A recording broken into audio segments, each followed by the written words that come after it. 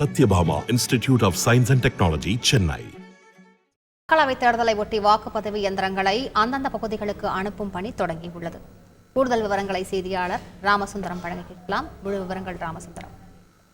தமிழகத்தில் மக்களவைத் தேர்தலுக்கான வாக்குப்பதிவு நாளைய தினம் நடைபெற இருக்கிறது. இந்த தேர்தலுக்கான பரப்புரை நேற்று மாலை 6 மணியுடன் நிறைவு பெற்ற நிலையில காவல்துறையினர் மற்றும் தேர்தல் அதிகாரிகள் அந்த வாக்குப்பதிவுக்கான அனைத்து ஏற்பாடுகளையும் தொடர்ந்து மேற்கொண்டு வருகிறார்கள்.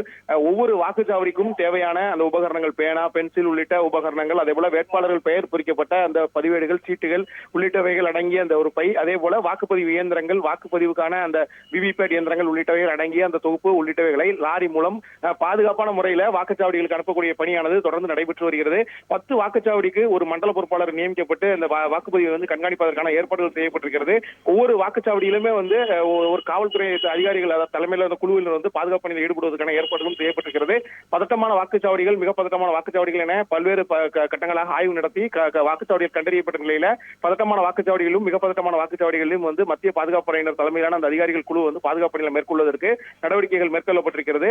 அதே போல பதட்டமான வாக்குச்சாவடிகளில் சிசிடிவி கேமராக்கள் பொருத்தப்பட்டு தொடர் கண்காணிப்பு பணி நடத்தப்பட இருக்கிறது. அதே போல ஒவ்வொரு வாக்குச்சாவடி அருகேயும் காவல்துறையினர் பாதுகாப்பு பணியில் இருப்பார்கள். 100 மீட்டர் 200 மீட்டர் என அந்த எல்கை கோடு பிரிக்கப்பட்டு அரசியல் கட்சியினர் பரப்புரை மேற்கொள்வதற்கு அந்த எல்கைகளும் கொடுக்கப்பட்டிருக்கிறது.